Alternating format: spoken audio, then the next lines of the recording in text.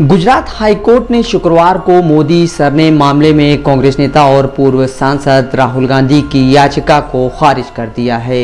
Modi surname मामले में टिप्पणी को लेकर राहुल गांधी को आपराधिक मानहानि के तहत दोषी ठहराया गया था और इस फैसले को उन्होंने गुजरात हाईकोर्ट में निलंबित करने की अपील की थी। राहुल गांधी की याचिका पर 2 मई को गुजरात हाईकोर्ट में जस्टिस हेमंत प्रेक्षक की बेंच ने सुनवाई के बाद फैसला सुरक्षित रख लिया था। राहुल गांधी ने मई 2019 के लोकसभा चुनाव में मोदी सरनेम से जुड़ा एक विवादित बयान दिया था। राहुल ने ललित मोदी, नीरव मोदी का हवाला देते हुए पूछा था कि सभी चोरों के सरनेम मोदी ही क्यों हैं। इसी बयान के बाद राहुल के खिलाफ आपराधिक मानहानि का मामला दर्ज हुआ था। राहुल गांधी पर आरोप था कि उन्होंने पूरे मोदी समुदाय की प्रतिष्ठा पर चोट पहुंचाई है। गुजरात में बीजेपी के विधायक और पूर्व मंत्री पूर्णेश मोदी ने राहुल के खिलाफ आपराधिक मानहानि का मामला दर्ज कराया था। राहुल गांधी ने कहा था कि जब उन्होंने यह बयान दिया था तब उनका इरादा किसी समुदाय की प्रतिष्ठा को चोट पहुंचाने का नहीं था। हाईकोर्ट के फैसले के बाद अखिल भारतीय कांग्रेस कमेटी के महासचिव के.सी. वेणुगोपाल ने कहा कि पार्टी गुजरात हाईकोर्ट के फैसले को सुप्रीम कोर्ट में चुनौती देगी।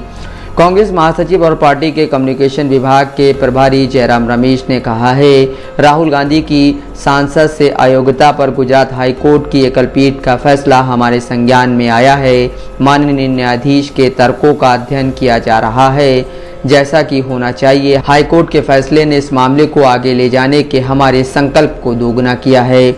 मार्च 2023 में सूरत में court of chief judicial magistrate ने इस मामले में राहुल गांधी को दोषी ठहराते हुए 2 साल की कैद की सज़ा सुनाई थी। सज़ा के बाद राहुल गांधी की सांसदी भी चली गई थी। हालांकि उसी दिन राहुल गांधी को जमानत मिल गई थी और 30 दिनों के भीतर वह इस फैसले के खिलाफ ऊपरी अदालत में जा सकते थे। 3 अप्रैल को राहुल गांधी इस फैसले के खिलाफ सूरत सेशन कोर्ट गए थे, लेकिन 20 अप्रैल को यहां भी उनकी याचिका खारिज कर दी गई थी। हालांकि सूरत सेशन कोर्ट से उन्हें जमानत मिल गई थी। अगर राहुल गांधी की सज़ा रोक दी जाती तो उनकी सांसदी बहाल हो सकती थी। संसद का मानसून सत्र 20 जुलाई से शुरू हो रहा है। अगर सुप्रीम कोर्ट से तत्काल कोई राहत नहीं मिली तो वे मानसून सत्र में हिस्सा नहीं ले पाएंगे। अगर सुप्रीम कोर्ट ने भी राहुल की याचिका को खारिज कर दिया तो वह अगले साल चुनाव नहीं लड़ पाएंगे। गुजरात हाईकोर्ट ने शुक्रवार को कहा कि राहुल गांधी के खिलाफ 8 अन्य आपराधिक मानहानि के मामले दर्ज हैं। जस्टिस हेमंत प्रेक्षक ने कहा कि इस मुकदमे के बाद भी कई अन्य मामले दर्ज हैं। ऐसा ही मामला सावरकर के पोते ने राहुल गांधी के खिलाफ दर्ज कराया है। अदालत ने कहा, दोषी ठहराए जाने के फैसले को निलंबित नहीं करना याचिकाकर्ता के खिलाफ किसी तरह की नाइंसाफ़ी नहीं है। यहाँ कोई तार्किक वजह नहीं है जिसके आधार पर दोषी ठहराए जाने के फैसले को निलंबित कर दिया जाए। दोषी ठहराना पूरी तरह से वैध है। बीजेपी ने गुजरात हाईकोर्ट के फैसले का तत्काल स्वागत किया है। बीजेपी के राष्ट्रीय प्रवक्ता शहजाद पूनावाला ने ट्वीट कर कहा, सत्यमेव जयते। अपने ट्वीट में पूनावाला ने कहा है, सेशन कोर्ट के बाद अब हाईकोर्ट ने भी राहुल की याचिका को खारिज कर दिया है। राहुल गांधी लगातार कानून का उल्लंघन कर रहे हैं। उन्होंने अब तक ओबीसी समाज से माफ़ी नहीं मांगी है। हाईकोर्ट के फैसले पर कर्नाटक के उप मुख्यमंत्री डी.के. शिवकुमार ने कहा है कि पूरा देश राहुल गांधी के साथ है। उन्होंने कहा कि बीजेपी राहुल गांधी को रोकना चाहती है, इसलिए उनके खिलाफ कई तरह के केस दर्ज कराए गए हैं। डी.के. शिवकुमार ने कहा कि राहुल गांधी और मजबूती से उभर कर सामने आएंगे।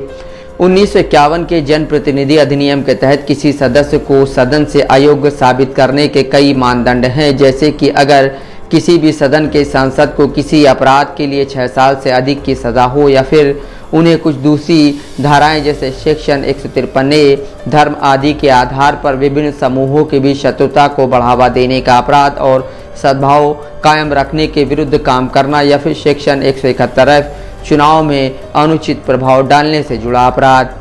1951 के जनप्रतिनिधि अधिनियम के तहत जिन अपराधों का जिक्र नहीं है, वैसे किसी भी अपराध के लिए दोषी ठहराए गए व्यक्ति जिसे 2 साल के ज़्यादा की सज़ा हुई है उसे उसी दिन से अयोग्य घोषित किया जाएगा और बाहर आने से 6 साल बाद तक वो अयोग्य ही रहेगा।